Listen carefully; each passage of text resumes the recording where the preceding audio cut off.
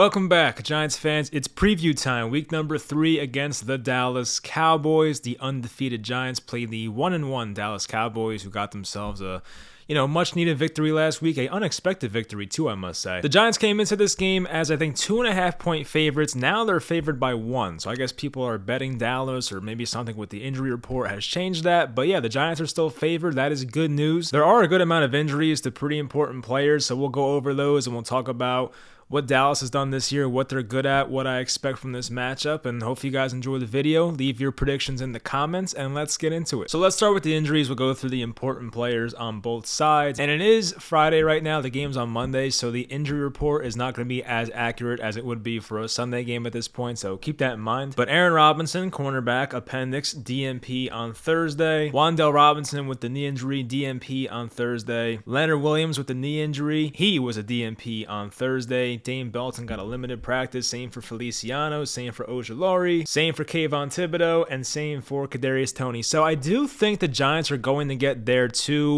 1 and 2 edge rushers back for this game. That's Kayvon Thibodeau, the 5th overall pick, and Azeez Ojulari, last year's 2nd round pick. And that's going to be massive for this defense. They, of course, are better players than O'Shane Ximines and Jihad Ward, who did a fine job filling in. But look, we want to get Kayvon and Azeez out there, and I think we're going to see that on Monday. Now, Jordan Ronan did tweet about Kadarius Toney 12 minutes ago. His hamstring injury popped up, and it's a bad sign for Monday night, he said. So Kadarius went from limited on Thursday yesterday to did not practice today. So obviously when you go backwards like that, it's not a good sign. So right now I would say maybe Kadarius does not play on Monday, but at least the Giants are looking like they'll get their number 1, number 2 edge rushers back. For the Dallas Cowboys, cornerback Trayvon Diggs has a personal thing. He did not practice on Thursday. Michael Gallup might make his season debut. It's looking like it. The wide receiver, he had a full practice on Thursday. I'm expecting him to play. Jaron Kearse, our safety, I believe missed last week. He is a DNP on Thursday, so he might be out once again. He's one of their better defensive players. Connor McGovern, their left guard, he did not practice. Micah Parsons missed Thursday's practice with an illness. I would assume by Monday he'll be okay, but you never know. And Dak Prescott, most likely out. They did not put him on IR as we know, but he was listed as a DNP, obviously. And tight end Dalton Schultz was a DNP on Thursday. I don't think he'll play this week. Maybe week 4 for Dallas fans' sake, but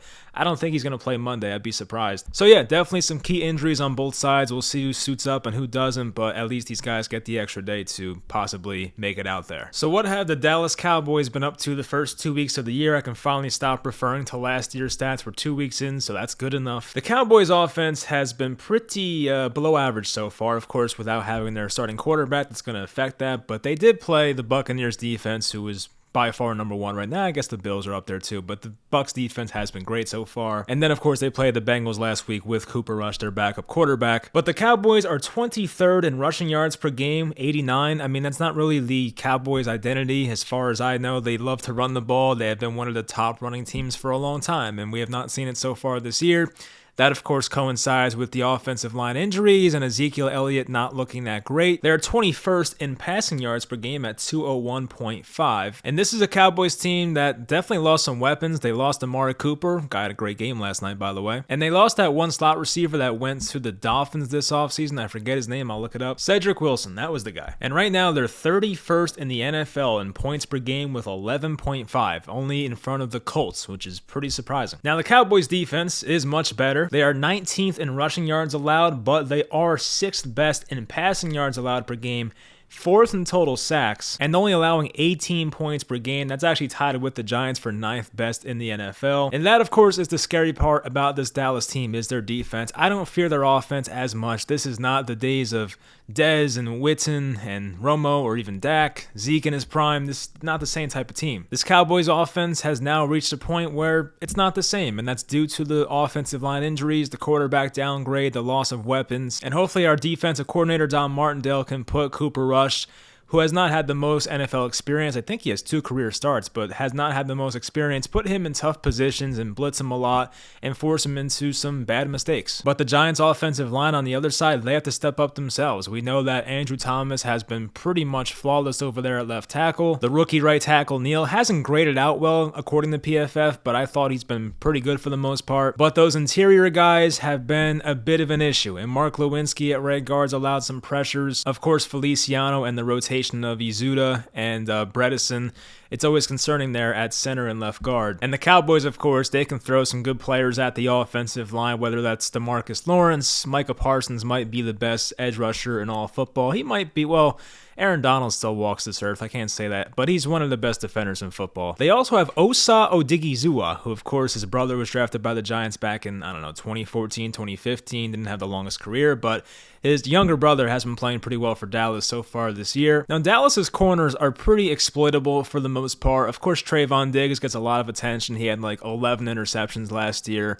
I think Trayvon gets a bit too much hate, but like we know what he is. He's an all-or-nothing type corner. He will get a lot of turnovers, but he'll also give up a lot of yards. But the Giants in return don't really have an alpha wide receiver one right now, so that really doesn't matter. And then Anthony Brown, the other cornerback, he's pretty inconsistent. So, I mean, the Giants, of course, they're going to trot out guys like Richie James and I'm sure David Sills, Sterling Shepard, and maybe Kenny Golladay gets some more snaps this week because if Tony's out, I would expect that Kenny Golladay gets bumped up a bit, but we'll find out. The Cowboys defense does now have Anthony Barr. Of course, he was a longtime Viking his entire career, and Malik Hooker's played well. He's battled so many injuries, so I'm happy to see him out there healthy so far. He's off to a nice start for Dallas. And Dan Quinn as defensive coordinator has been good since being there. We know about his shortcomings with the Falcons as their head coach, but as a defensive coordinator, he's a guy who's been great for that defense, and he got a bunch of head coaching interviews this past offseason. Dan Quinn's defense, from what I know, he's more of a cover 3 guy. He will send a lot of pressure, so that's pretty much what the Giants are going to face there. So if they can get their run game going against this type of defense, that would help out a lot, of course, and open up the passing game. Now, on the other side of the ball, the Giants defense versus the Cowboys offense. We'll look at some of the key matchups here. We'll see what the Giants do with the cornerback position because we saw a lot last week how the Giants would have the rookie Cordell Flott on DJ Moore when they played the Panthers, and DJ Moore is by far the wide receiver one on that team.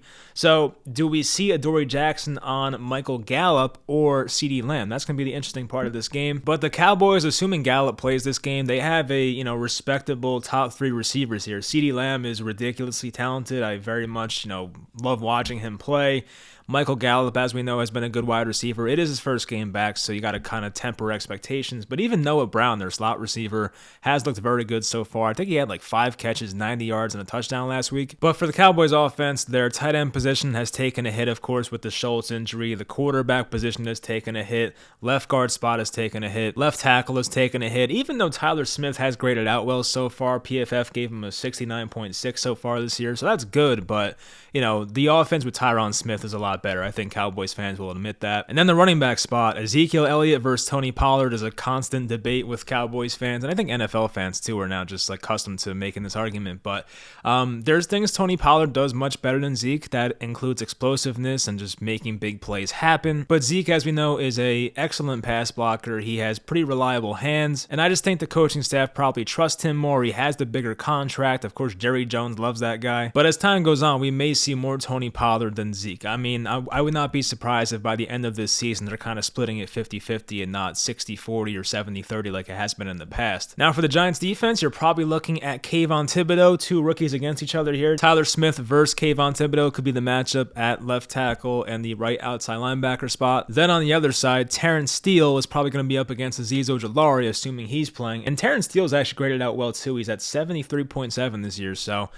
both tackles for Dallas, I know it's not what they wanted. It's not Tyrone Smith and Lael Collins, but both guys who have filled in are playing pretty well so far. Now we'll see if Leonard Williams is out, what the Giants decide to do. We're probably going to see some more Justin Ellis and see some more Nick Williams, maybe even DJ Davidson. Maybe they put Jihad Ward inside. I mean, we'll see what they decide to do. But of course, if you're missing Leonard Williams, that's going to suck. But Dexter Lawrence is still healthy. He's still playing. And for the linebackers and the safeties for the Giants, I mean, we did see less linebacker play last week. We saw a lot of 3 safety looks and even some 4 safety looks for the Giants. We saw times when there was Tony Jefferson and Dane Belton, McKinney and Love were out there. So I expect to see all 4 safeties once again. Tay Crowder and Austin Calitro have not been that great so far, to put it nicely. Now, the Giants did get some linebacker reinforcements, and that, of course, was Jalen Smith, and I know a lot of Cowboys fans are very familiar with him because he was once their, I don't know where they drafted him, maybe 3rd round or something, but of course he was supposed to be a top 10 pick, had the very bad injury in his last college game, and then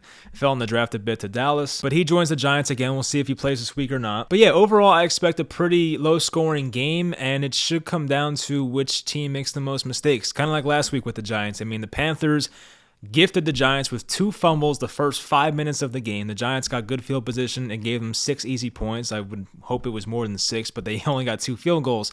But this is a game where, does Cooper Rush make more mistakes than Daniel Jones, or does Daniel Jones make more mistakes than Cooper Rush? And I think offensive line plays big in this game as well. Of course, Dallas has the young left tackle. Their left guard spot's questionable. The Giants get some pass rushing reinforcements back with their top 2 guys in Kayvon and Azeez. Can the Giants take advantage of that? And can Dallas take advantage of a Giants interior offensive line that has not been very good? So for me, it comes down to pressure, which quarterback throws the interception, has the fumble. That's what it comes down to for me, because I'm not really expecting like a 31-27 type game. I know these teams have played those type of games in the past, but this feels like a lower scoring game. The over-under is only 39. So when you see an over-under in the NFL below 40, that's pretty bad. So I'm expecting like a 17-14 type game, maybe like a 20-16 type game. I don't know. But I do think the Giants win this game, which I do not say very often. When I do my spread pick show right after this, I'm going to pick the Cowboys because I've picked against the Giants the first 2 weeks and it's worked out, so I'll keep that superstition going. But I do genuinely think the Giants have a good chance here. I know Cowboys fans probably think the same way, so